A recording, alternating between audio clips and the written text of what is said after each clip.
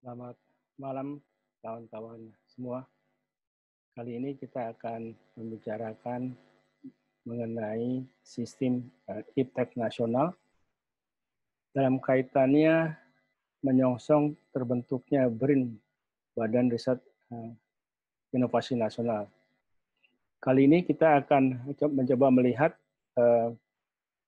sistem iptek nasional dan benang merahnya dari waktu ke waktu, terutama terkait dengan terbentuknya beberapa lembaga antara laksana periksa iptek dimulai dengan LIPI, Lembaga Ilmu Pengetahuan Indonesia, kemudian BATAN, Badan Atom Nasional, dulu awalnya namanya Tenaga Atom, sekarang namanya Tenaga Nuklir. Kemudian LAPAN, Lembaga Antariksa Penerbangan Nasional. Kemudian juga dibentuknya BPP Teknologi, Badan Pengkajian dan Penerapan Teknologi.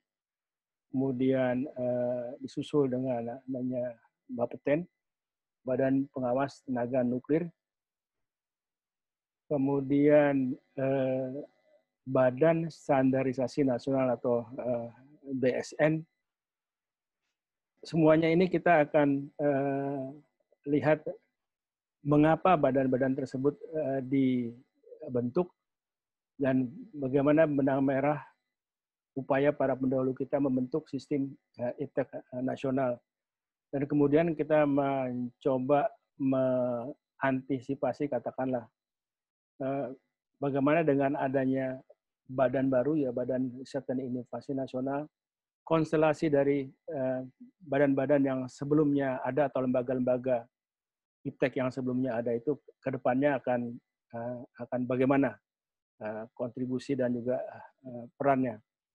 Bersama kita kali ini saya mendapatkan beruntung sekali beberapa bapak-bapak yang pernah mengepalai secara langsung badan-badan tersebut ada di sebagai narasumber kali ini.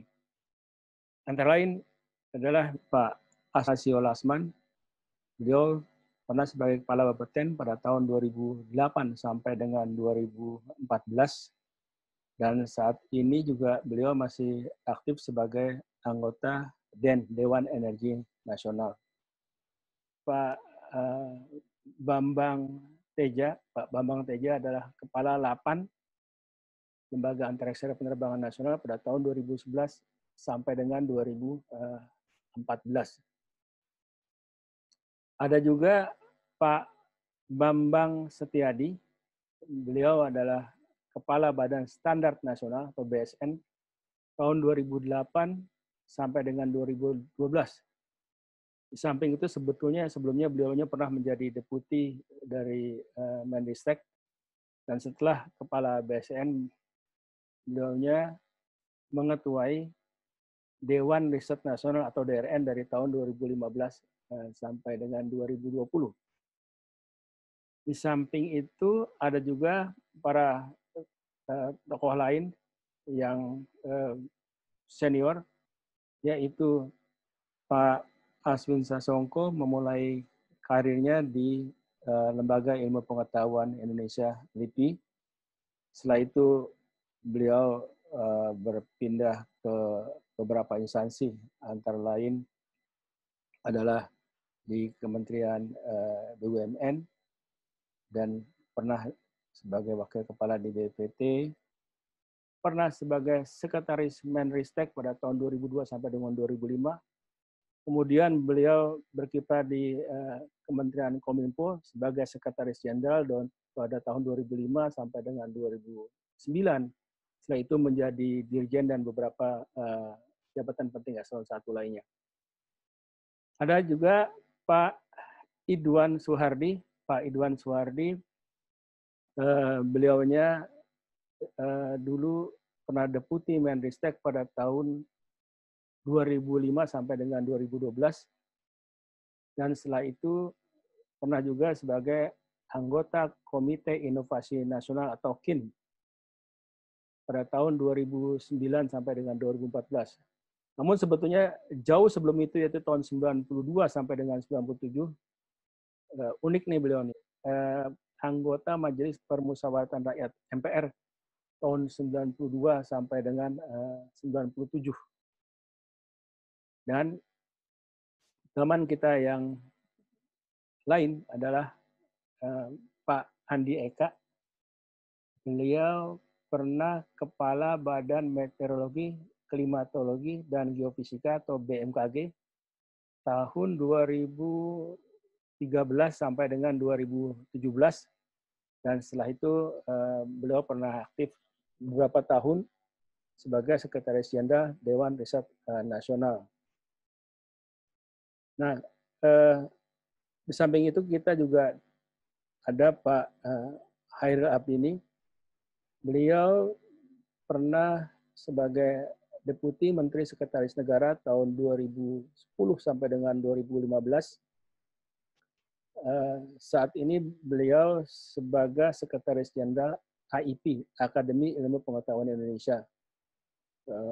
Di samping beliau juga masih sebagai staf khusus di Menteri Bappenas. Nah, adanya beliau-beliau ini kita harapkan dapat menjelaskan berbagai mungkin fakta sejarah, karena beliau-beliau ini adalah pelaku sejarah dalam kaitannya dengan sejarah iptek, sejarah sistem iptek di negara kita, yang saya kira sangat bermanfaat dan sangat bagus untuk kita dengarkan dan kita ambil manfaat dari apa yang Bapak-Bapak ini akan uraikan dan didiskusikan. Maaf, lupa memperkenalkan diri. Saya sendiri Wendy Atenang, pernah sebagai Deputi di Otorita Batam tahun 98 sampai dengan 2003, kemudian 2003 sampai dengan 2005 sebagai Deputi Menristek, 2005 sampai dengan 2007 sebagai Sekretaris Jenderal Kementerian Perhubungan, dan setelah itu pindah-pindah beberapa jabatan dirjen dan dirjen di lingkungan Kementerian. Pemimpinan-pemimpinan lembaga-lembaga di Republik ini luar biasa nih. Artinya bagaimana memimpin lembaga itu nggak mudah ya. Tapi kemudian kita kaitkan dengan kondisi atau konstelasi sekarang dengan katakanlah akan digabungkannya atau keputusan politik yang terjadi dengan si legislatif menyetujui si eksekutif. Nah, sebetulnya di sini saya pada waktu kemarin itu melempar kepada teman-teman. Memang dimanapun paling tidak pengalaman saya, memang iptek ini keputusan politik. Jadi tidak pernah tidak tanpa politik.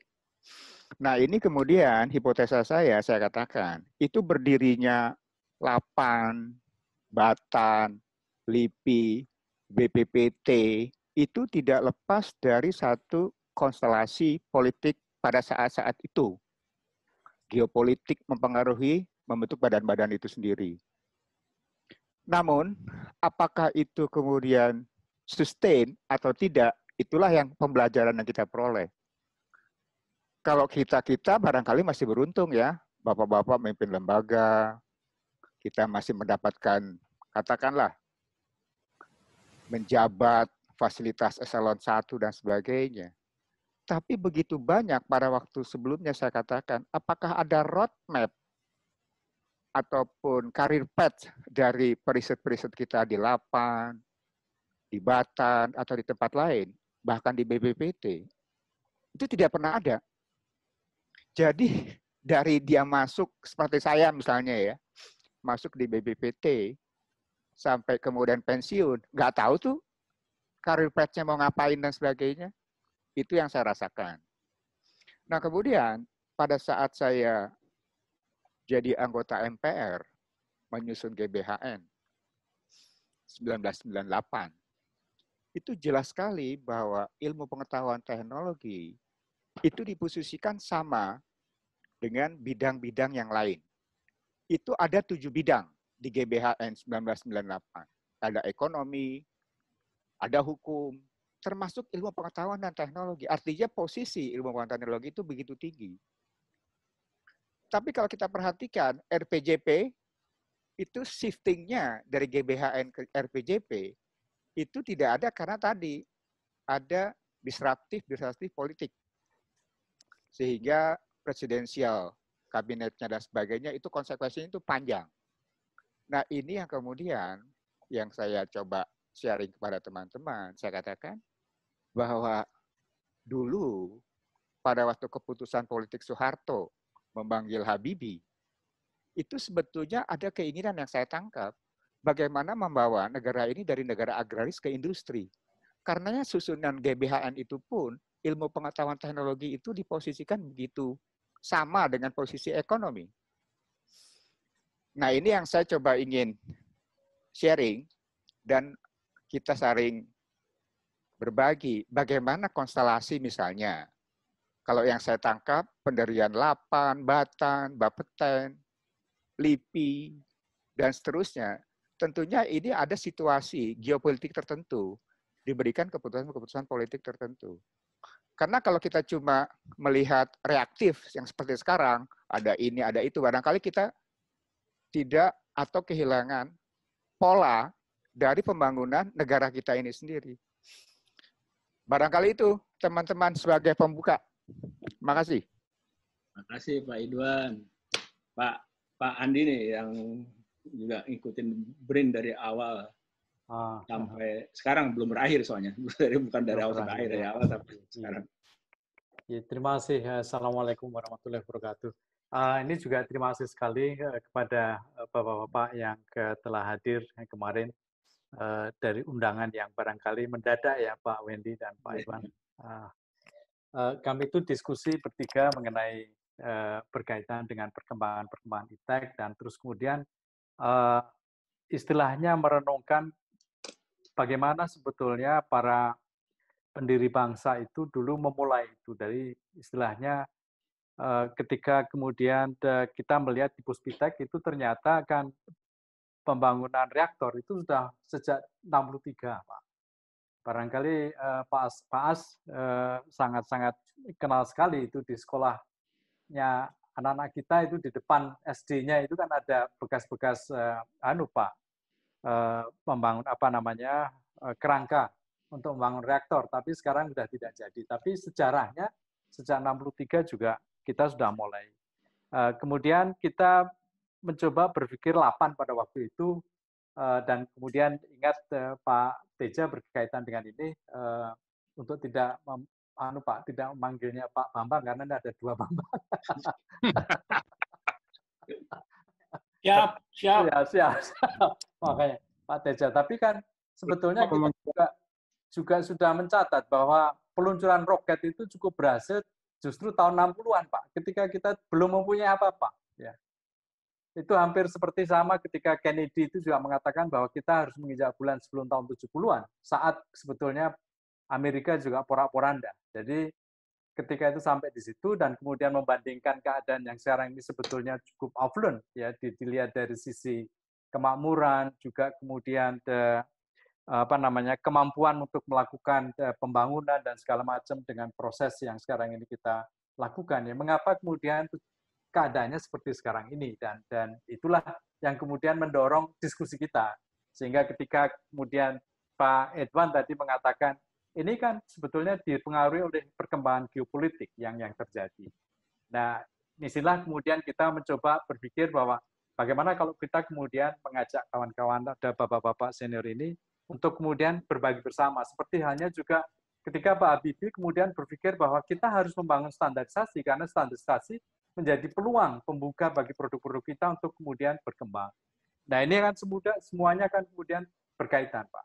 Juga termasuk bahwa pemikiran bahwa riset ini sampai pada hasilnya itu memerlukan waktu, tidak bisa kemudian proses tradisi itu yang berjalan, itu tiba-tiba dipotong dalam waktu 2-3 tahun, sebelum kemudian hasilnya betul-betul kemudian jadi. Dan ini kan memerlukan proses perencanaan ketika ini semuanya kemudian perlu dijalankan.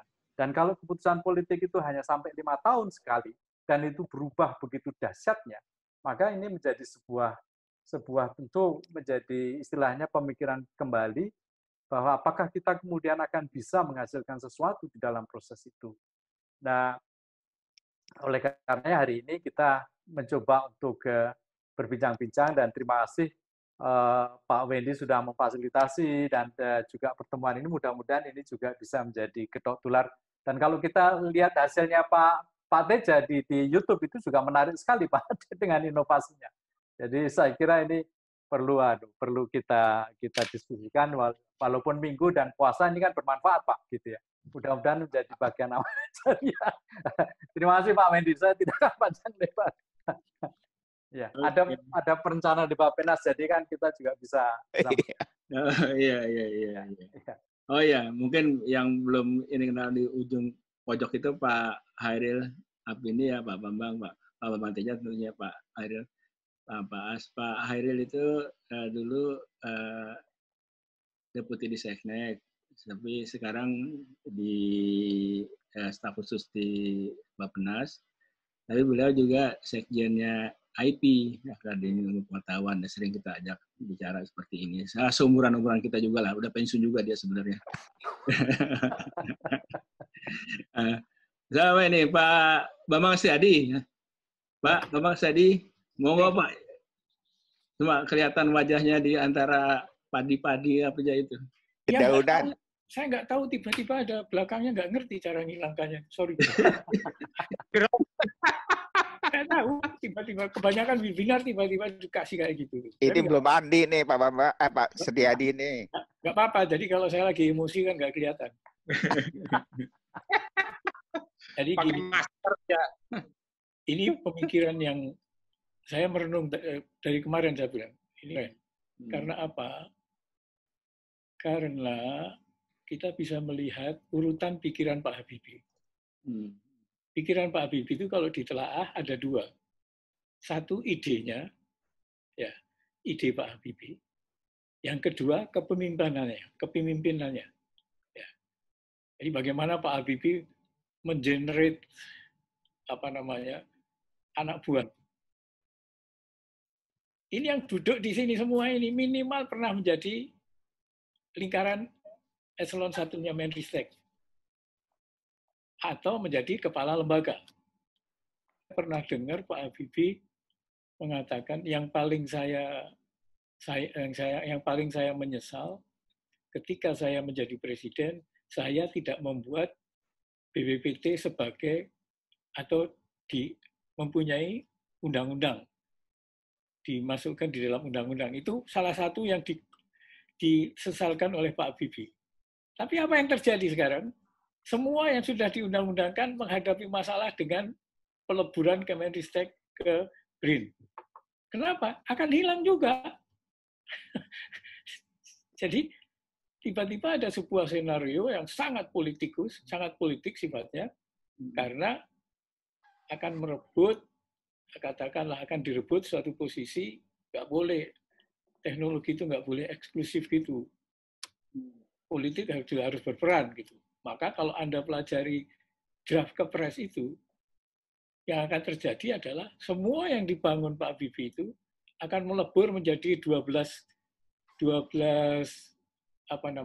eselon 1. Ya. Jadi semua yang dipimpin Pak Habibie ini akan dilebur menjadi 12 eselon 1. Ada di situ kata bencana ada, kata standar ada, kata standarisasi itu kan Pak Habibie yang pertama kali berbicara. Tapi Pak Habibie sendiri itu kepemimpinannya itu ya semua pengalaman di Jerman. Bahkan ketika saya contohnya ya. Ketika saya mengundang Pak Habibie untuk ulang tahun BSN, Pak Habibie menolak. Karena dia lagi sibuk mengkampanyekan buku Ainun Habibie. Jadi tidak memberi respon cepat Pak Habibie. Padahal saya lihat sejarahnya, bahwa sejarah BSN itu Pak Habibie menjadi kepala Dewan Standarisasi Nasional. Terus kemudian Dewan Standarisasi Nasional ini berubah menjadi Badan Standarisasi Nasional. Jadi Pak Habibie kan ketua BSN pertama jadinya. Menolak Pak Habibie nggak mau hadir karena terus Pak Maka cerita, ini BPPT juga Pak Maka kan. Pak Habibie tanya, mengapa sih saya harus hadir di acara BSN, ulang tahun BSN. Nah Pak Maka itu nyeletuk. Loh, Bapak kan selalu ngomong mengenai anak-anak intelek Bapak. Nah, yang jadi ketua BSN itu anak intelektual Bapak. Dia langsung switch, saya hadir gitu. Nah, ketika hadir, saya pasang suatu situasi pegawai-pegawai baru BPT saya suruh di suatu tempat khusus. Gitu. Kira-kira ada 50-100-an lah. Begitu Pak Habibie duduk, saya bilang, Bapak itu kan, saya memang mengundang Bapak karena saya ingin 100 orang di belakang sana itu Pak, tahu bahwa yang mendirikan BSN itu adalah Bapak. Jadi dengan demikian, maka nilai BSN ini kan tinggi karena yang mendirikan itu Bapak. Kalau mau berjuang, dari hutan Pak Habibie juga begitu. Pak Habibie, kita semua tahu lah, ketika kita bergabung tahun 70-80-an, setiap hari beliau ngomong nilai tambah. Beliau bicara nilai tambah itu adalah kalau besi itu kalau dijual kiloan harganya 10.000, tapi kalau dimasuki pengetahuan, dia jadi mobil Mercedes, harganya sekian juta. Kan itu kita kenal semua, pikiran Pak Habibie yang begitu. Itu satu, nilai tambah. Terus kemudian, Pak Habibie juga menyadarkan dan dicari dimanapun, beliaulah orang yang mengatakan IPTEK itu pembangunan nasional itu harus berbasis IPTEK. Dan itu juga sudah muncul di era pemikiran-pemikiran Pak Habibie. Pak Habibie itu kemudian masuk ide inovasi. Itu bukan Pak Habibie, tapi Pak Habibie tidak menolak. Karena itu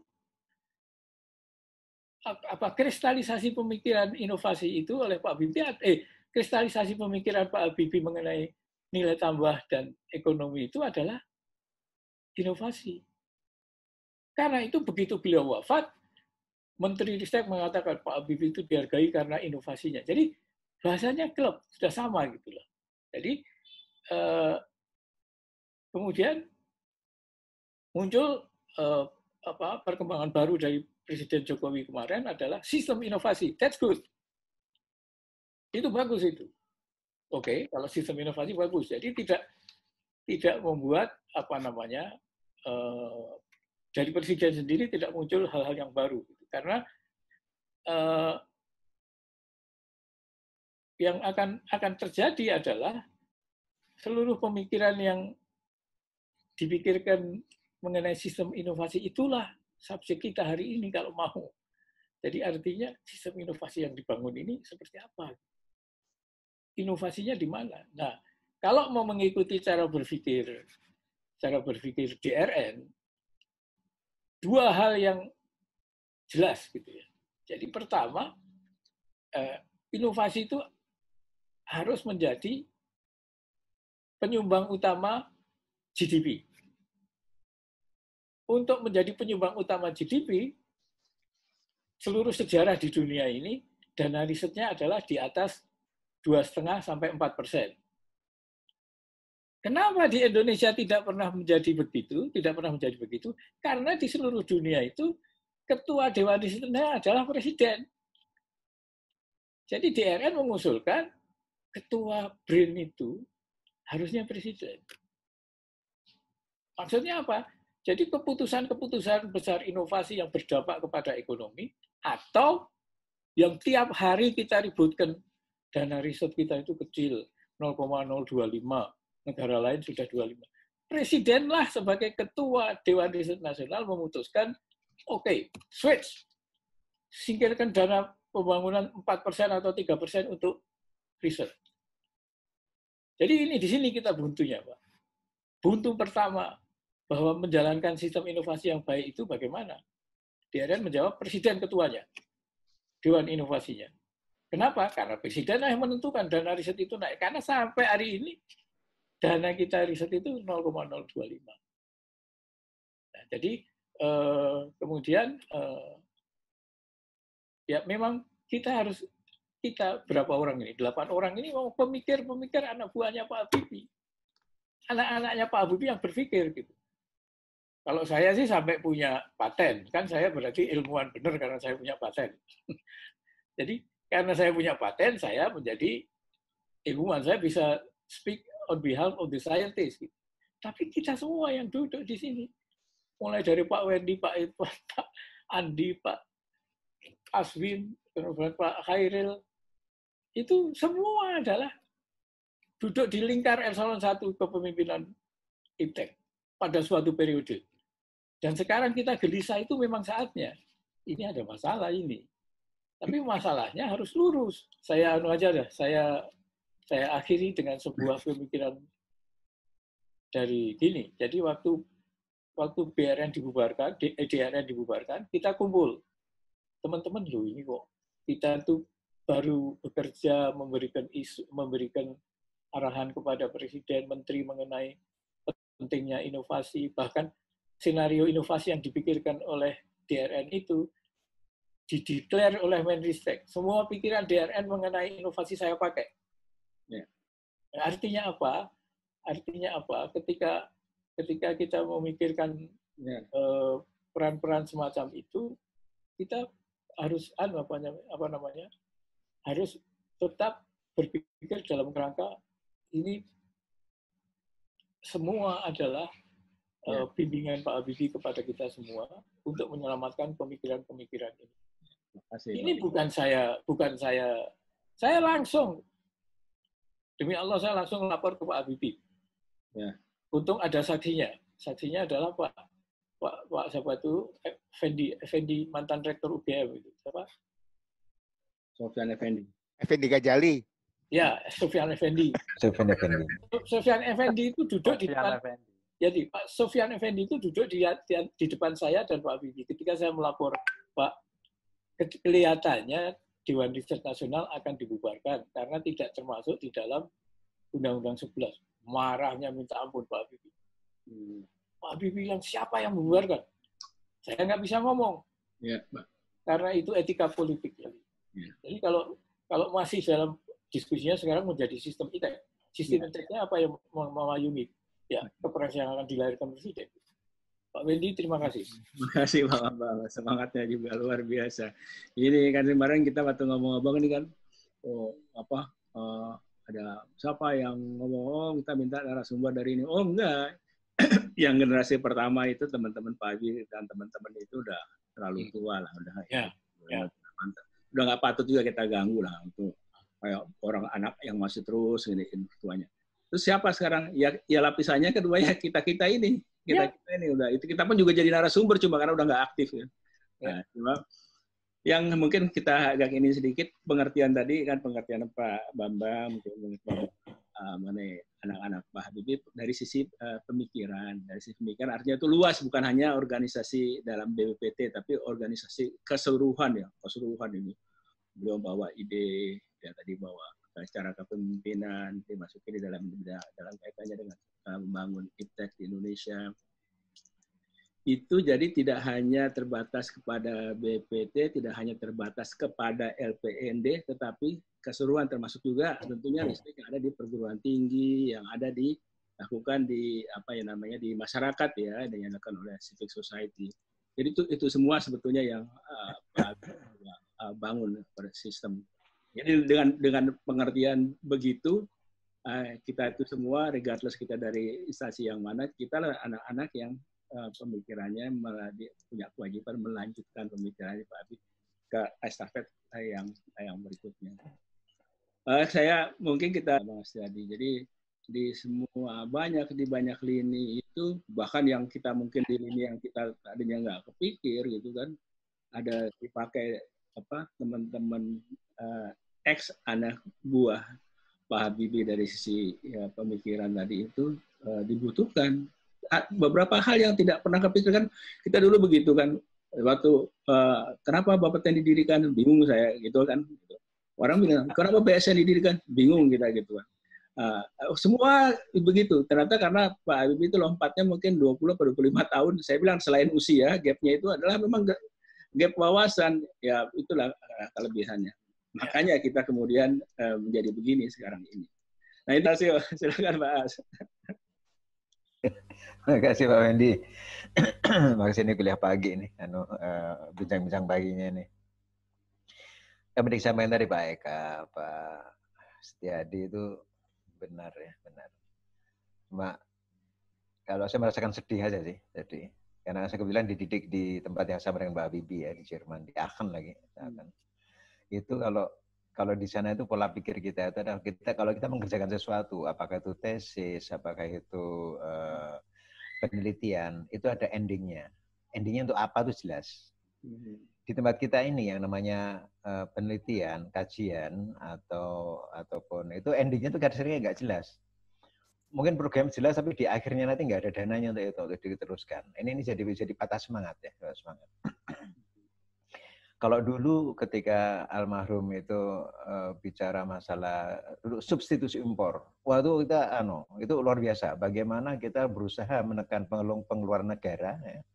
Pengeluaran negara diturunkan melalui apa yang diimpor tadi, kemudian diakukan dari dalam negeri, ada yang negeri. Kemudian istilahnya berganti menjadi TKDN, TKDN. Itu gigitannya udah lain lagi. Kalau subsidi impor itu terasa sekali bahwa ini ada kaitannya langsung dengan negara, dengan keuangan negara, tapi kemudian jadi TKDN, oke lah, oke. Tapi itu ya tadi kemauan politik lagi ya. Dan kemudian yang menjadi sakit itu adalah ketika di sini masih diupayakan penelitiannya, masih dikembangkan, menuju inovasi, tiba-tiba datang di tempat kita, apakah itu pabrik, apa itu barang yang sudah langsung jadi dengan apa yang kita gunakan. Sementara dari government itu tidak pernah menengok bagaimana menaikkan dana penelitian itu sendiri. Ini kalau jadi perekayasa, jadi peneliti itu putus asa sebenarnya. Contoh adalah baterai, ya. Baterai bagaimana itu lipinya lah, batannya lah, mungkin saya nggak tahu studi problem yang lain itu bagaimana membuat baterai sendiri. Tiba-tiba ada itu dengan biaya konon 150 sekian triliun ya. Tiba-tiba muncul aja pabrik baterai di tempat yang lain. Itu jadi seolah-olah kalau ini saya jadi terus ngapain itu ya? Karena sudah ada di tempat kita itu. Itu masih banyak contoh di tempat kita semacam itu. Dan ini masih alhamdulillah orang Indonesia itu sabar ya. Sabar di tengah kondisi semacam tadi. Tapi akhirnya terus yang menjadi kalau bahasa saya itu ngelukro itu apa ya? Pasif, pesimis. Udah biar gini aja lah, nanti sampai pensiun juga menerima apa ada token lah, ada tunjangan apa dan seterusnya. Tapi kemudian kalau nggak ada biaya untuk risetnya ya sudahlah, asal kita tetap bisa hidup. Akhirnya keinginan atau cita-cita yang tinggi itu kemudian sekarang dari pragmatis akhirnya terus kepada diri sendiri, udah asal saya bisa hidup gitu aja. Dan itu semuanya ini jadi sedih karena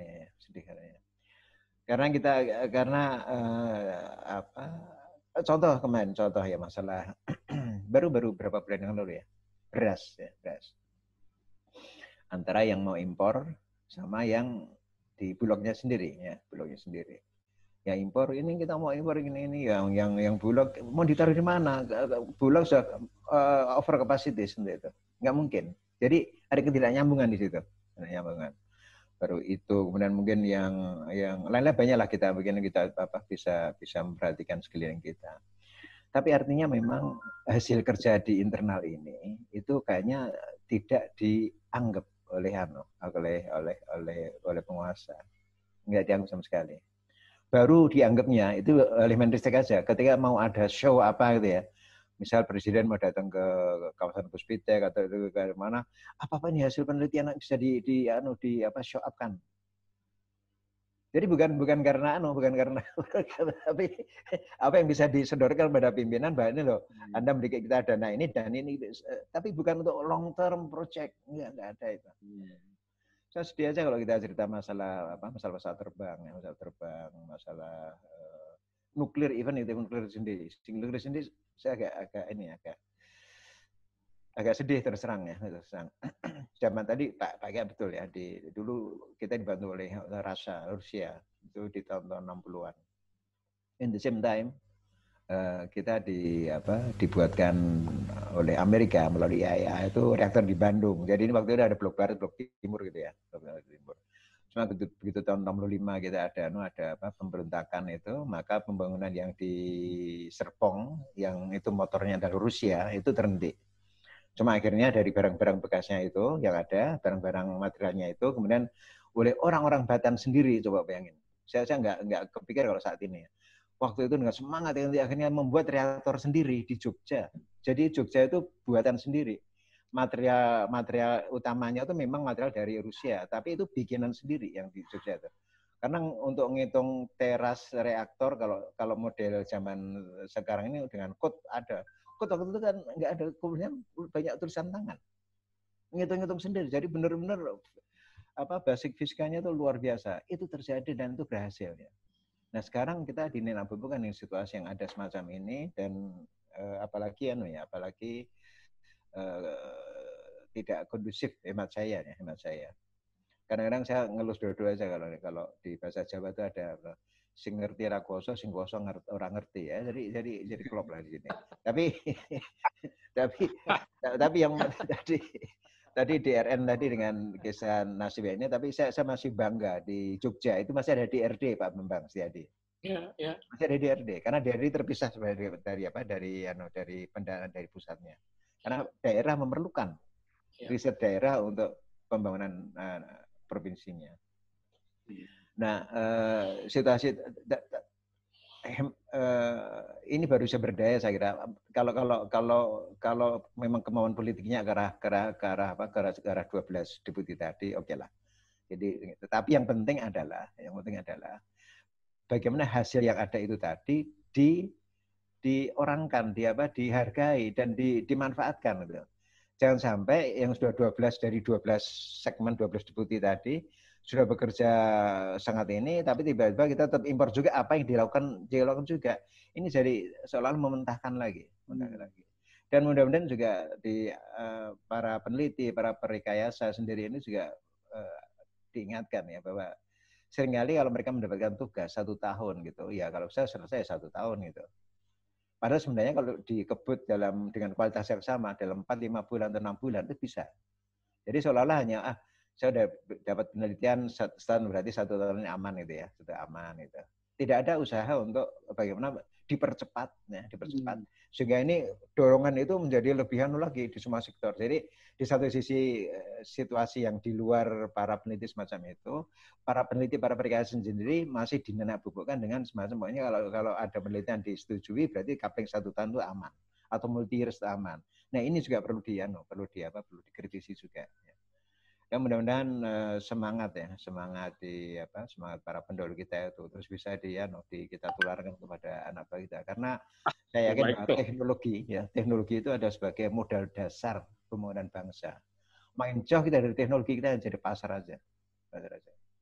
Saya kemarin cerita dalam kesempatan dengan Pak Wendy ya dalam kemarin di Mamuju.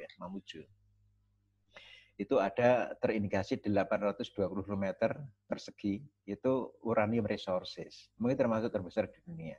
Oke. Waktu itu saya sudah lapor kepada Presiden, ya, Pak SBY, tapi sebenarnya nggak ada tindakan. Saya lapor Desember, tapi kemudian karena sudah 6 tahun menjadi kepala lembaga, Februari saya bukan sebagai kepala lembaga lagi. Tapi untung saya ketemu dengan Pak Gubernur Sulawesi Barat. Saya bilang ke beliau nanti kalau ada industri yang terkait dengan mineral resources apa saja, itu harus hati-hati di situ. Karena bisa saja mereka mengambil itu, bukan mengambil uranium katanya, ya, tapi mengambil yang lain, tapi dia ngambil itu. Persis seperti proses yang ada di Tembagapura dengan Freeport. Dulu konon katanya tembaga, tapi nggak tahu emasnya banyak. Nah, hal-hal semacam ini di Republik ini banyak sekali saya kira. Banyak sekali. Ini perlu dicerdas diperhatikan. Jadi jangan sampai kehadiran kita di Indonesia ini yang dilahirkan di Indonesia ini itu menyanyiakan sendiri sumber daya alam yang ada di Indonesia ini juga. Karena ketidaktahuan kita, ketidaktahuan mungkin, tapi apa namanya Pak, enggak ngeh tentang bahwa kalau saya sih Allah itu menurunkan orang di satu lokasi, menurunkan itu tentu sudah perhitungan. Nah kalau kita sendiri lepas dari perhitungan tadi itu ya itu karena sifat manusia kita. Padahal harusnya dengan sumber daya yang demikian hebatnya ini harusnya kita maju. Nah, begitu teknologi dimatikan tanda petik, maka ya sudah yang berpesta pora adalah bangsa lain. Itu aja Pak Wendy. Terima kasih. Terima kasih Pak, terima kasih luar biasa. Pak Bambang Teja, kalau Pak Hairil belakangan Pak Hairil ya, karena Pak Hairil masih aktif dan di Bappenas menyerap dulu ini semua, nanti Pak Hairil gongnya gitu. Bappenas dan IP kombinasi dua itu ada di Pak Hairil, pas sekali. Pak Bambang Teja, monggo Pak. Makasih Pak Wendy. Ada terdengar ya suara saya? Dengar suaranya Pak. Loud and clear Pak. Ya. Oke, jadi saya itu ingin bicara pertama tentang LAPAN sendiri Pak ya. Ya Pak. Jadi saya masuk LAPAN tahun 78. Jadi LAPAN yang saya kenalkan LAPAN di mana saya kerja aja. Padahal LAPAN itu sebenarnya gado-gado, dia pakai nama antariksa, tetapi yang dia kerjakan itu gado-gado. Ngurus kincir angin, ngurus atmosfer tuh, cuaca, iklim, ngurusin roket, ngurusin satelit, ngurusin. Intinya di dalamnya itu LAPAN itu adalah Litbang Jirap itu yang kata Pak Bambang Setiadi. Dan keantariksaan, antariksa pada dasarnya sama sekali tidak diurus. Istilah keantariksaan pun kita orang LAPAN nggak ngerti. Saya sendiri saya kan kerja di pengendaraan jauh tuh dengan Pak Andi juga sama-sama kadang bareng dengan Pak Bambang Setiadi, dengan Indro Yono. Itu keantariksaan baru kenal terakhir aja. Lalu di trigger waktu itu BMKG sudah bikin undang-undang MKG, Bu Woro itu yang menginisiasi, dan kami juga kan diajak juga untuk urun rembuk di situ. Karena kan kita juga salah satu bagian dari yang ngurusin iklim, cuaca juga, jadi diajak juga di situ. Lalu kita mencoba membangunkan penyusunan undang-undang keantariksaan. Lalu itu undang-undang itu sudah ada sebenarnya disusun, dicoba dibikin, tapi adanya di tingkat peneliti. Jadi hanya bagian-bagian beberapa peneliti aja yang ngutak-ngutik itu. Saya kebetulan jadi dipindah oleh Pak Adi Sadewo menjadi deputi di situ. Lalu saya lihat kok undang-undang yang mestinya menjadi bagian dari dasar hukumnya LAPAN itu, kok diurusnya hanya oleh peneliti. Lalu saya coba itu menyusun itu dengan pakar-pakar keantariksaan nasional. Dan juga mengadopsi undang-undang Batan, undang-undang MKG, banyak undang-undang yang coba dipelajari, dan kami berhasil menyusun itu, lalu masuk legislasi nasional, lalu diterbitkan tahun 2013. Pas saya udah mau berakhir tuh Pak. Tapi yang jadi masalah besar, itu antara undang-undang dengan kegiatan teman-teman di LAPAN berbeda jauh. Karena orang-orang LAPAN itu nggak ngerti keantariksaan. Jadi pada saat itu undang-undang itu dibikin menjadi perpres untuk LAPAN, kan seperti BRIN itu, ada undang-undang Sisnas Iptek, keluar perpres BRIN. Kan? Nah ini juga sama, undang-undang keantariksaan keluar perpres tentang lembaga yang mengurus keantariksaan. Nah begitu perpresnya keluar, maka teman-teman itu menyusun perpresnya itu LAPAN sebagai lembaga litbang jirap, bukan LAPAN yang menyelenggarakan keantariksaan nasional.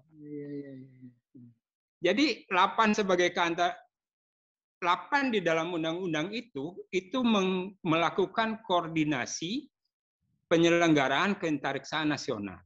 Jadi kalau keantariksaan gitu sederhananya ngurus telekomunikasi, ngurus navigasi, ngurus penginderaan jauh, ngurus eksplorasi ke Mars kayak begitu. Nah, sementara teman-teman di LAPAN itu yang diurus itu iklim, roket, satelit. Dia sama sekali tidak mengurus keantariksaan yang sebenarnya di situ ada industri besar, ada ekonomi, ada teknologi, ada dana yang sangat besar yang memang mesti diurus untuk mengurus keantariksaan. Ada ruang antariksa di mana kita itu Indonesia harus berkepentingan untuk mengurus itu supaya tidak ketinggalan atau kepentingan kita tidak diambil alih oleh negara-negara lain. Tapi tadi itu Perpresnya itu LAPAN sebagai litbang jirap. Jadi LAPAN yang setelah Undang-Undang Keantariksaan dan LAPAN yang lama itu struktur organisasinya tidak berbeda. Harusnya udah ngurus keantariksaan, ini ngurusnya litbang jirap juga. Nah, itu yang terjadi. Dan saya udah diskusi, saya bikin WA grup keantariksaan dengan teman-teman itu untuk memberi pengertian keantariksaan itu bukan itu loh, yang harus kalian kerjakan itu bukan itu. Kalian itu harus ngurus keantariksaan, menjadi koordinator keantariksaan nasional, bukan ngurus litbang jirap tentang yang itu. Malah kalau di Bandung itu teman-teman yang Pak Andi juga ngerti itu, dia senangnya ngurusnya atmosfer dan iklim, rame-rame dengan teman-teman BMKG. Itu mestinya udah ditinggalkan. Saya bilang itu kita urusannya bukan itu. Nah, terus kebetulan kan kita bareng-bareng tuh dengan Pak Bambang dengan Pak Andi ngurusin undang-undang Sisnas Iptek tuh. Dan terakhir pada saat Kemenristek kemarin itu Perpres BRIN yang pertama draftnya itu kan akan digabung tuh, LAPAN, BPPT, LIPI, Batan, itu 4 itu akan digabung. Lalu di situ, LAPAN itu akan hanya dijadikan OPL. Ini draft pertama, organisasi pelaksana litbang jirap. Jadi memang, ya teman-temannya itu di LAPAN senang jadi litbang jirap, dijadikan OPL, dia mau aja. Padahal jelas OPL itu fungsional, bukan struktural. Udah saya bilang, kalian itu kalau kalian masuk ke OPL itu, kalian tidak bisa menyelenggarakan keantariksaan karena keantariksaan itu bukan litbang jirap penyelenggaraan itu. Nah, didasari oleh Undang-Undang Sisnas Iptek, saya bilang, didasari oleh Undang-Undang tentang ketenaga nukliran dan didasari undang-undang tentang keantariksaan. Perpres omnibus, saya bilang. Saya tunggu gimana Seknek mengatur Perpres itu semua ada 3 undang-undang besar yang digabungkan menjadi satu Perpres untuk memberi kewenangan ke BRIN. Saya bilang, saya tunggu. Setahun kita nunggu kan nggak keluar-keluar tuh Pak Perpresnya. Karena nggak mungkin ada Perpres omnibus. Lalu terakhir nih kan, udah setahun menunggu, lama nggak keluar. Terus terakhir ada itu Facebook tuh di YouTube ya, di YouTube rapat Komisi 7 tentang BRIN yang ada Pak Bambang Brojo dengan teman-teman di Komisi 7. Nah, di situ bisa terlihat bahwa mulai ada indikasi akan ada pemisahan dari BRIN dari Kemenristek dan Risteknya akan digabung ke Depdikbud dengan Dikti. Saya udah melihat indikasi itu. Karena di situ Pak Bambang, namanya Bambang juga itu, Bambang Gur Yanto kalau nggak salah itu sampaikan di situ. Lalu terakhir kan ada surat dari Presiden untuk meminta persetujuan DPR, dan yang terakhir juga saya dapatkan draft dari Pak Bambang Setiadi tentang Perpres BRIN yang terbaru. Nah, di situ kelihatan bahwa Perpres BRIN terbaru itu akan didasari oleh Undang-Undang Sisnas Iptek dan Undang-Undang Cipta Kerja. Undang-Undang Cipta Kerja itu mengatur BRIDA-nya. Kita kan usulan-usulan kita sebenarnya masuk itu situ, Pak. BRIDA itu diatur sekarang di Undang-Undang Cipta Kerja dan masuk ke dalam draft Perpres BRIN yang ditunjukkan Pak Bambang kepada saya. Nah, di situ tidak ada undang-undang keantariksaan, tidak ada undang-undang ketenaganuklairan. Jadi saya bisa memprediksi itu undang-undang itu khusus untuk ngurus atau memberi dasar hukum kepada BRIN, undang-undang yang Perpres yang baru. Nah, waktu Perpres yang lama, saya dengan teman-teman saya tantang, karena oke, kalian masukin itu 8 menjadi OPL, lalu saya akan berusaha. Kalau nanti Perpres BRIN yang keluar tidak memasukkan undang-undang keantariksaan, saya akan mencoba mendorong munculnya Perpres baru tentang 8 yang hanya ngurus keantariksaan.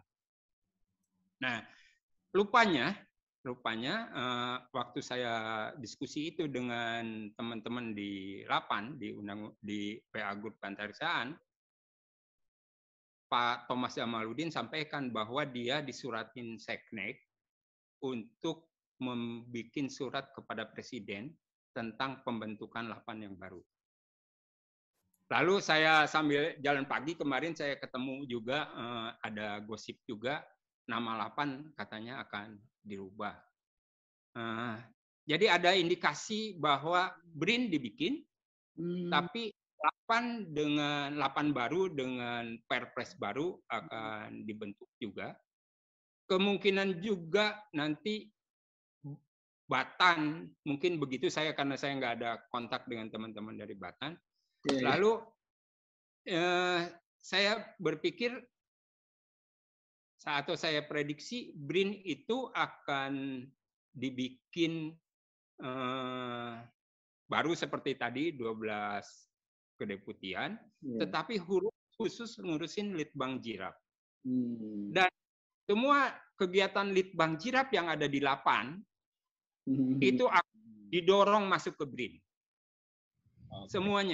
Semuanya ada di situ, mungkin pusat teknologi penerbangan, pusat teknologi roket, pusat teknologi satelit, itu semua yang Litbang Jirap akan dikandangkan di BRIN. Sementara 8 yang baru itu tidak ngurus sama sekali Litbang Jirap. Dia hanya ngurus penyelenggaraan keantariksaan. Jadi itu prediksi saya, dan kelihatannya ada indikasi ke arah situ dari gosip-gosip yang didengar itu. Lalu saya sih berpikir ada positifnya, karena saya lihat 8 itu urusan keantariksaannya tidak terurus karena hanya ngurusin Litbang Jirap. Begitu nanti semua dikandangin ke BRIN dan 8 fokus ngurusin keantariksaan, maka keantariksaan nasionalnya akan lebih terurus. Itu dulu Pak Wendy. Terima kasih. Pak Bambang Teja luar biasa. Ya. Saya jadi ingat nih, kita missing satu kawan kita ya, Pak Asep. Kurang lebih ceritanya bahwa pengertian, saya juga berpaham dari Pak Bambang bahwa antara di 8 itu keantariksaannya kurang keurus, tapi kita lebih banyak utak-atik ya sebagai di Litbang Jirapnya. Tadinya saya pikir juga pengertiannya 8 bagiannya itu begitu semuanya. Tapi Pak, saya bicara juga dengan Pak Asep ya beberapa waktu yang lalu. Pak Asep juga orang lebih gini, waktu beliaunya masuk ke BI Bako Surtana juga begitu. Jadi dia kemudian kan sekarang Badan Informasi Geospasialnya, yang diurus geospasialnya, yang saya belajar Pak, makasih saya tadinya nggak tahu. Bukan main. Pak Aswin, sebelum Pak Hairil, Pak Aswin silakan Pak Aswin. Pak Hairil masih full aktif ini. Iya, makanya Pak Hairil. Besok kita minta Pak Hairil yang bungkus nanti bicara khusus dengan Pak siapa? Suharso. Terus langsung ngumpet Pak Suharso, gua rasa tuh mendengarkan cerita dari teman-teman ini. Tapi ini aja Pak, Pak Wendy, mungkin catatan dari saya beberapa hal aja. Ini pertama saya komentari teman-teman dulu boleh dong ya? Itu Pak Asnasio tadi tuh ya. Jangan lupa Pak, ditanya R.A. Kartini. R.A. Kartini itu nama ibu kita Kartini. R.A. Kartini kan singkatan itu. Jadi reaktor atom karya teknisi Indonesia. Loh ini apa namanya? Sangat berarti bahwa itu kemudian disingkat menjadi nama seperti ibu kita Kartini itu masalah lain. Tapi basically reaktor Jogja menunjukkan gue bisa bikin reaktor atom. Gitulah kira-kira. Nah ini Daiki aku itu hal-hal demikian mungkin perlu difikirkan oleh pengambil-pengambil kebijakan saat ini bahwa 8 itu dipikir dengan pemikiran Bung Karno jangka panjang, nggak cuma besok doang, jangka panjang. Bahwa kemudian Pak Habibie menyadari itu bahwa ya gue nggak bisa lah bikin roket ke ruang angkasa, belum pantas, belum bisa lah. Oke, kalau gitu gue bikin roket tanpa kendali. Roket tanpa kendali itu berarti gravitational rocket ya. Yang gravitational rocket yang kalau dibom itu, kalau dihantam dengan peluncur itu menghantam suatu area tertentu ya. Suatu area tertentu. Untuk menutup selat-selat di Jawa, selat-selat di Indonesia, daripada beli kapal induk yang mahal atau beli kapal banyak yang mahal, gua tutupin aja lah selat gua sama roket-roket murmer, gua taruh di antara pulau, tutup tuh seluruh pulau. Jadi nggak usah repot-repot lah beli kapal-kapal mahal. Segala macam. Gua bikin roket yang karpet bombing, bisa karpet bombing murah, pokoknya nakutin orang.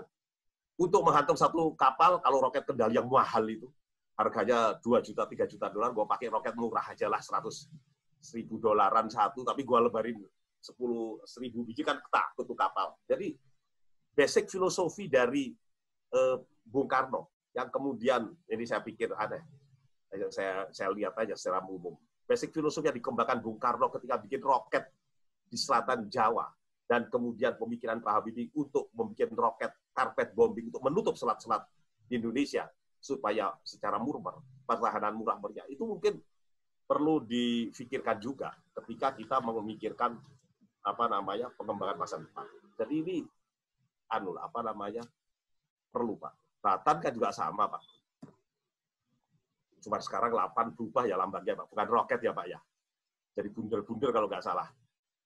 Bunder-bunder itu lebih hebat daripada roket Pak, soalnya itu.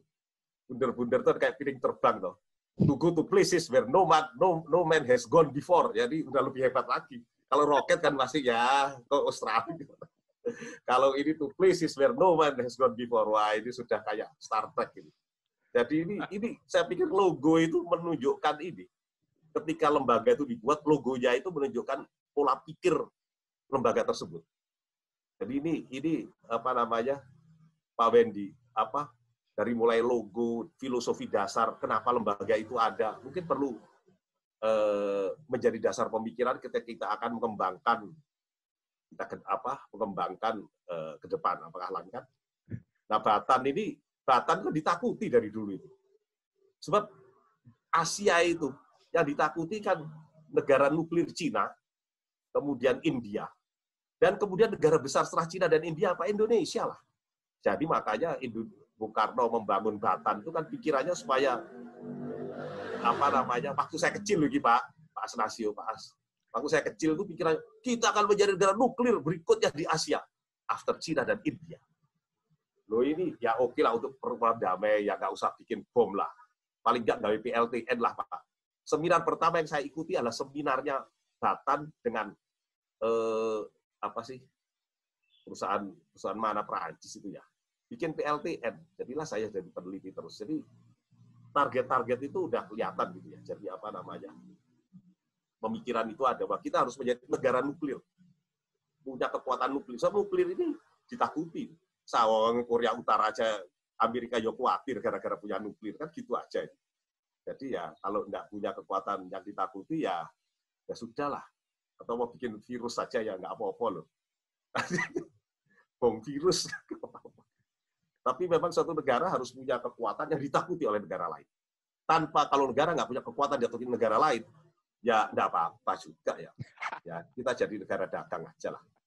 Baik-baik aja lah sama semua orang kan. Dan tujuan Lapan dan Batan itu membuat Indonesia ditakuti semua negara, paling tidak di sekitar kita.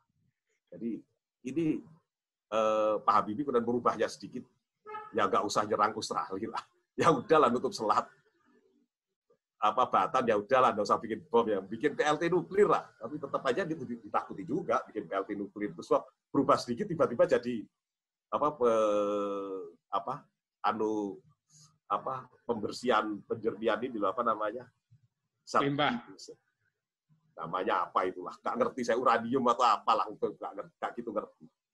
Dan ini basic filosofi yang oleh Felix Zulwein dikembangkan Bung Karno dan kemudian dijaga terus oleh Pak Habibie. Dengan tambahan, LIPI itu dari awal kan dihitungkan dari sebagai lembaga saintifik.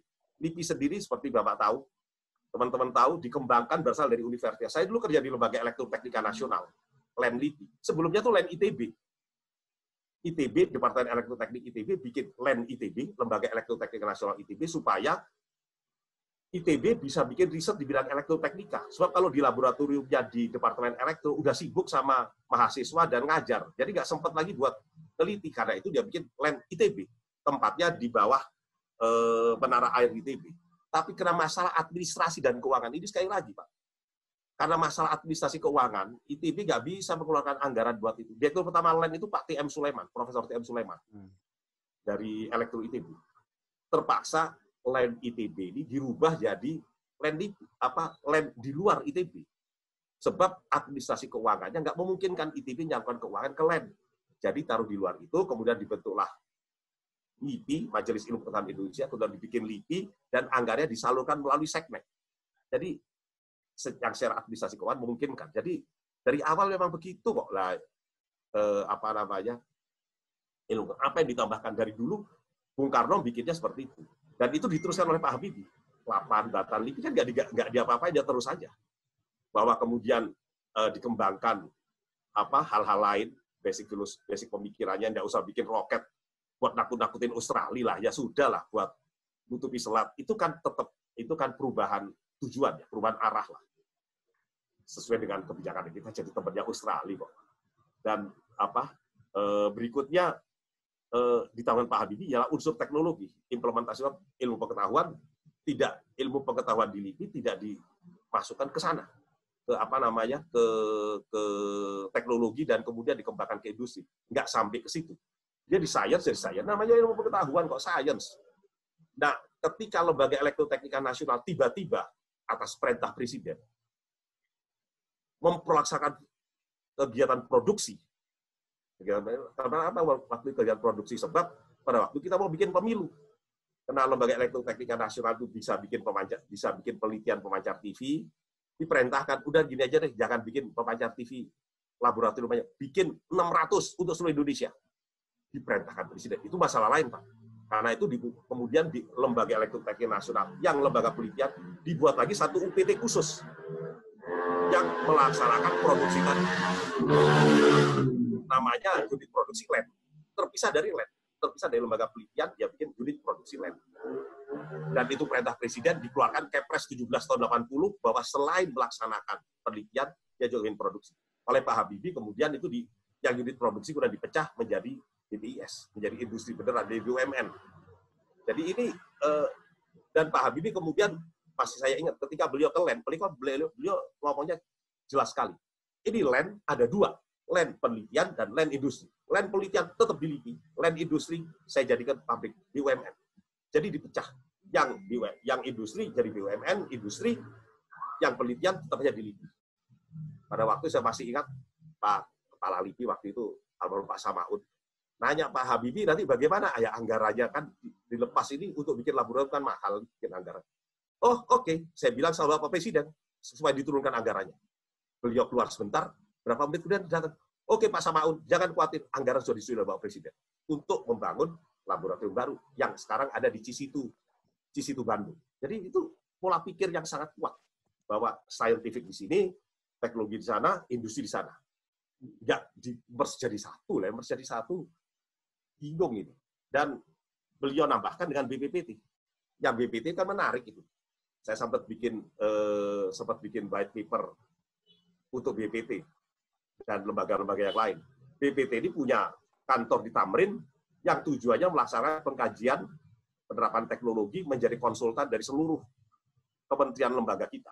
Tapi dia punya lab uji di Puspitek. Lab uji ya, bukan laboratorium penelitian ini. Lab uji di Puspitek agar lembaga industri-industri semua menguji produknya di Puspitek. So kalau bikin lab uji itu mahal.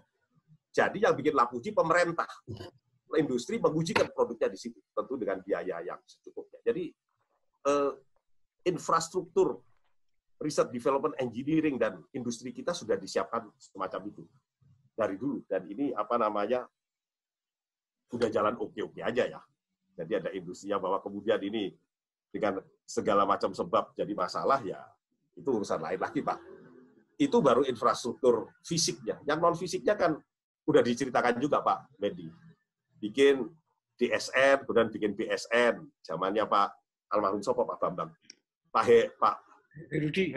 Herudi Kartowisastro. Pak Herudi, almarhum Pak Herudi. Ya. Bikin DSN, terus bikin BSN dan seterusnya ya. Itu baru institusi-institusi yang mendukung riset development engineering dan industrialisasi. Jadi hal tersebut saya pikir perlu menjadi pemikiran buat ini pengambil keputusan, bahwa lapan itu dibikin nggak ujuk-ujuk loh ya. Batan nggak ujuk-ujuk, LIPI nggak ujuk-ujuk, BPPT nggak ujuk-ujuk, Puspitek itu nggak ujuk-ujuk. Kepikiran tuh, gue mau bikin Puspitek, enggak demikian. Puspitek dengan industri ini kaitannya seperti telur sama ayam. Satu bikin lab uji, satu bikin industri. Dua-duanya harus ada. Lab uji tanpa industri, buat apa? Industri nggak punya lab uji, nggak bisa tumbuh industrinya. Jadi memang harus bareng-bareng Puspitek dengan industri tersebut. Saya pikir basic filosofi ini yang yang dikembangkan sejak zaman Bung Karno almarhum sampai ke zaman Pak BJ, Pak Habibie. Ini yang perlu di review oleh pengambil keputusan saat ini. Saya kira itu aja Pak Wendy. Masya Allah. Keren Pak Aswin. Ini mestinya kepala BRIN dia kalau nggak. Iya. Oke, berarti Pak Hairil dari sisi Bappenas, dari sisi yang masih aktif di Bappenas dan masih aktif di Akademi Ilmu Pengetahuan, dan juga tadi disebut-sebut banyak seknek, Pak Hairil berarti seknek juga. Dan itu betul Pak Wendy. Anggaran LIPI itu dulu dari seknek ya, bukan dari ristek loh. Nomor BA-nya itu di seknek. Jadi makanya banyak yang kalau dulu belum bisa dapat nomor anggarannya, cantolin aja ke seknek kan dulu gitu. Iya. Kan juga masih banyak begitu. Ya. Pak Hairil, silakan Pak Hairil. Terima kasih Pak Wendy. Waduh, saya menyimak banyak sekali nih masukan yang bagus-bagus ya. Barangkali tadi dari Pak Asnasio ya menyampaikan ya bahwa sudah kita lakukan riset segala macam gitu, tiba-tiba datang aja dari luar FDI gitu. Nah, udah mati lah riset kita itu kan. Itu yang disampaikan ya. Terus kemudian dari Pak Teja menyampaikan bahwa ya di Lapan itu nggak ada orang yang ngurusin antariksa begitu kan. Ya. Nah itu kan realitas ya, kondisi yang kita hadapi ya. Nah saya melihatnya apa ya Pak Wendy ya, ini kondisi sekarang itu seperti sebuah dalam keadaan turbulence ya. Turbulence yang sebetulnya kan di antara kita ini kita nggak ada yang tahu persis ya. BRIN itu juga mau jadi seperti apa ya, mau mengurusi apa, visinya seperti apa. Yang ada di Undang-Undang Sinasiptek, itu kita bisa baca lah. Tapi seperti tadi disampaikan Pak Teja, apakah yang tertulis di undang-undang itu juga akan dilaksanakan oleh lembaga yang dibentuk nantinya? Ya seperti cerita Lapan tadi kan contoh yang paling bagus itu. Lapan itu punya undang-undang, tapi Lapan melakukan hal yang lain lagi kan begitu. Ini barangkali ya bagi kita cukup lah ya memberikan latar belakang seperti apa perkembangan ke depan. Nah, kalau kita lihat posisi saat ini, ya, saya bertemu teman-teman yang jadi dosen. Andai kata BRIN ada, lalu menyediakan pendanaan yang cukup, terus kira-kira seperti apa sih? Waduh, dia bilang, saya udah lama nggak melakukan riset. Itu dosen loh. Ya. Saya udah lama nggak melakukan riset. Andai kata uangnya ada pun ya, mungkin saya juga nggak akan ikut riset, saya cuma mengajar aja, paling gitu. Itu environment ya, kondisi yang terjadi sekarang. Saking lamanya tidak melakukan riset. Nah, mari kita lihat apa yang kita hasilkan, ya, Indonesia hasilkan. Contoh saja misalnya di bidang publikasi penelitian yang berkualitas Q1 itu ya. Indonesia itu citation-nya itu terendah di Asia, sangat-sangat rendah sekali citation-nya. Walaupun produktivitasnya ada, tapi juga nggak banyak itu. Itu kan juga menunjukkan there is no new knowledge ya from Indonesia. Kira-kira begitulah bahasa terangnya gitu ya. Nah, sekarang mari kita lihat juga perolehan US patent. Ya. Di tahun 2019 hanya ada 11 dari Indonesia. Malaysia itu 300-an, kalau Singapura itu banyak sekali sudah. Ya. Jadi kita juga tidak menghasilkan new teknologi atau new know-how begitu ya terhadap dunia. Seperti itulah kondisi kita sekarang. Jadi saya bukan pesimis terhadap BRIN ya, tetapi barangkali pesimisme ini atau kondisi ini, keprihatinan ini barangkali perlu menjadi pijakan kita untuk merancang ke depan. Dan saya juga khawatir decision maker atau politician itu, mungkin mereka juga tidak tahu apa yang kita bahas di sini itu pun mereka belum pernah dengar barangkali, gitu ya. Nah, itulah kondisinya. Nah, lalu bagaimana dengan kondisi seperti ini? Saya sih masih tetap optimis ya, Pak Wendy, Pak Aswin, Bapak-bapak semua begitu ya. Minggu lalu itu saya ke Pasuruan, mengunjungi Agropolitan Nongko Jajar. Ya. Nah, di Agropolitan Nongko Jajar itu ada koperasi namanya Koperasi Setia Kawan. Koperasi petani ini sudah berdiri sejak tahun 61, survive dengan KUD, BUD, dia nggak mati begitu KUD muncul ya, tidak diseragamkan sampai sekarang. Nah, koperasi ini omsetnya sudah 400 miliar per tahun. Ya. Apa yang mereka lakukan, di sana ternyata cara bertani itu sudah berubah. Mereka sudah menggunakan greenhouse farming. Tidak nanam lagi di tanah, tapi sudah menanam itu di dalam media tanam. Ya, yang betul-betul terkontrol. Walaupun greenhouse-nya itu dari bambu, Mas Bambang. Bukan dari besi baja seperti di Belanda. Ya. Nah, yang mereka tanam itu apa? Paprika. Paprika itu kan mahal harganya. Nah, memang benihnya itu, bijinya itu masih impor dari Belanda. Mereka nggak bisa bikin. Karena memang sudah dilakukan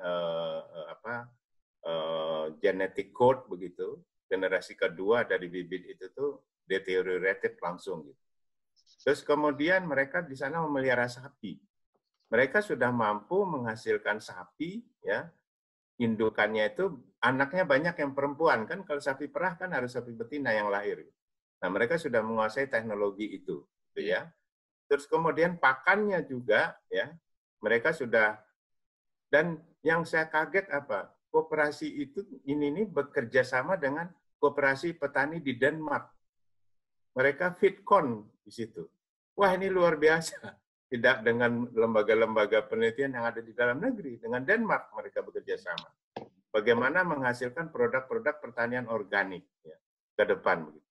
Nah, sapi yang tadinya menghasilkan susu cuma 10-12 liter, sekarang sudah bisa 18-20 liter per hari. Itu hanya dengan belajar berkomunikasi dengan sesama petani di negara lain seperti itu. Jadi saya masih punya harapan tuh Pak Wendy, ada atau tidak ada BRIN ya, sebetulnya tuh kita masih ada peluang lah untuk kreatif ya. Asal jangan datang nanti birokrasi malah cawe-cawe, malah jadi rusak itu apa yang sudah berkembang gitu. Itu aja itu. Di situ tidak ada APBN 1 sen pun yang dikucurkan, ya. Dan mereka tuh sukses. Nah, ini kita patut bangga lah. Nah, tentunya kondisi-kondisi yang seperti ini bisa dikembangkan ke tempat lain di Indonesia. Ini kan baru contoh pertanian. Tentunya ada hal-hal lain yang akan bisa mengikuti ya bagaimana sebuah ekosistem itu tumbuh dan berkembang gitu. Nah, kalau tadi kita lihat BRIN ya, saya melihat andai kata pun BRIN-nya jadi begitu, ya kita tahulah menumbuhkan ekosistem itu kan perlu waktu lama. Itu pun kalau memang BRIN itu mau membangun ekosistem. Kalau dia jadi pelaku, ekosistem tidak akan terbangun. Ya. Kalau BRIN juga melakukan penelitian energi, penelitian nuklir, penelitian ini, itu, gitu, ya itu nggak membangun ekosistem. Dia malah mengkooptasi semua yang sudah ada dihimpun di situ, lalu sangat sentralistik begitu, ekosistem tidak terbangun. Nah, ketika kita bicara yang paling mendasar tadi itu adalah apakah kita punya peneliti ke depan, kan itu yang menjadi sangat sentral nih isusnya itu ya. Ada nggak peneliti itu di Indonesia begitu kan? Kalau ada pun itu mungkin masih sedikit sekali orangnya. Terus bagaimana sih kita merekrut peneliti ini ke depan? Terus kemudian bagaimana juga kita menumbuhkan perekayasa? Ya. Yang selalu teman kita dari ITB menyebutkan betapa menyedihkannya sekarang itu tidak ada lagi orang yang bangga sebagai perekayasa. Ya. Tidak ada, imbalannya apa? Untuk menjadi insinyur itu nggak ada. Hal-hal yang mendorong orang. Cukup jadi sarjana teknik, nanti kerja di bank, kerja di asuransi, kerja di mana lah begitu. Ya. Insinyurnya nggak perlu lagi. Akibatnya apa? Seperti pengembang-pengembang besar di Indonesia itu, mereka pakai insinyur dari Singapura. Ya. Insinyur dari Singapura, arsiteknya dari Singapura. Walaupun yang bekerja di biro-biro keinsinyuran dan kearsitekan di Singapura itu banyak juga anak-anak Indonesia. Itu cerita lain. Gitu. Tapi itu kan nggak banyak orang yang mau jadi insinyur lagi sekarang ini. Nah, itu juga yang dikhawatirkan Pak Asnasio tadi. Ya. Diteliti begini, tiba-tiba masuk berimpor begitu, ya sudah, lemes. Ya. Gitu. Nah, inilah kondisi-kondisi yang memang kita perlu prihatin, tetapi kita harus berangkat dari situ, karena itu realitas yang ada di lapangan, seperti itu. Barangkali itu Pak Wendy, mungkin sedikit ini. Itu mengenai peneliti-peneliti muda kita pun ya, itu tidak ada wadahnya. Peneliti muda itu kan nggak mungkin bisa ujuk-ujuk masuk di Q1, Scopus, dan sebagainya. Dia perlu mentor. Nah, mentor ini kan tentunya dari senior-senior yang sudah punya nama, begitu kan. Nah, kalau kita nggak punya juga cukup mentor yang punya nama, ya kasihan tuh peneliti muda itu untuk bisa tampil aja tuh udah susah. Nah, kalau mereka bright, memang mereka mungkin lari keluar. Entah itu ke Singapura, ke Malaysia, ke Thailand, atau ke Australia. Ya kalau yang bright itu kan teman-teman kita yang hebat-hebat kan udah menjadi diaspora ya di tempat-tempat lain. Saya kira itu nih, saya hanya ingin menyampaikan kondisi kita, ya, realitas yang kita hadapi. Jadi ya kita berharap ya, we hope for the best, begitu ya. But we prepare also for the worst. Terima kasih. Terima kasih Pak Hairil. Barangkali nanti. Kalian ini Pak Wendy satu sedikit masih nyambung barangkali. Karena iklimnya semacam itu, kemudian anak-anak yang Pak junior ini tidak mendapatkan tantangan. Maka kalau ada peluang untuk studi ke luar negeri, itu yang daftar sedikit. Jadi kalau ada peluang studi itu mereka banyak memilih di dalam negeri daripada luar negeri. Jadi artinya sudah secara mental itu sudah kalah. Betul ini. Ini sekarang begitu. Nah, itu kalau dia studi dalam negeri persis seperti bibit paprika tadi. Bibit paprika tadi yang generasi keduanya sudah deteriorated begitu ya. Karena dia belajarnya di dalam negeri gitu. Artinya bibit impor. Ya, baik Pak. Mungkin saya garis bawahi aja beberapa. Ya, yang pertama kalau lihat dari tadi kan, sebetulnya Pak Habibie tidak baru Pak Habibie. Jadi era gagasan besarnya itu dimulai dari pendiri bangsa ini sebetulnya, dari Bung Karno sebetulnya. Jadi Bung Karno sebetulnya juga saya merasa bahwa itu melalui Pak Harto. Pak Harto juga sadar, cuma mungkin waktu itu segala prioritas dan dia lebih bagi kerjaan bahwa saya ke politik, nanti saya harus ada tangan kanan saya yang ngurusin ini. Jadi saya melihat bahwa Pak Habibie dan Pak Harto itu satu dalam konteks ini gitu. Jadi keberlanjutan dari Bung Karno, Pak Harto dan Pak Habibie jadi satu, itu kemudian yang tadi Bapak-Bapak semua ceritakan. Yang berikutnya tadi menarik sekali yang kita nih Pak Bambang Teja dan Pak Hairil dan Bapak sampaikan, tapi khususnya yang dua tadi itu, saya melihat ada hal yang ini, bahwa dengan konstelasi BRIN yang tadi Pak Bambang Setiadi katakan seperti begitu, deputi-deputi, tampilannya adalah tampilan lembaga Litbang Jirap. Tampilan lembaga Litbang Jirap. Dan yang mau diskusi juga di lembaga diskusi Litbang Jirap. Which is tadi Pak, ini siapa lalu yang bertanggung jawab untuk membuat si ekosistem itu? Kalau dulu kan jelas, yang Litbang Jirapnya ini, lembaga pelakunya ini, OPL-nya itu, dan si yang menjaga ekosistemnya itu adalah Kementerian Ristek. Menteri Risteknya, saya nggak tahu ini apakah Menteri Risteknya sekarang itu menjadi dirangkap oleh si Mendikbud, apakah dia punya visi yang berlanjut seperti dulu tuh. Saya nggak terlalu yakin.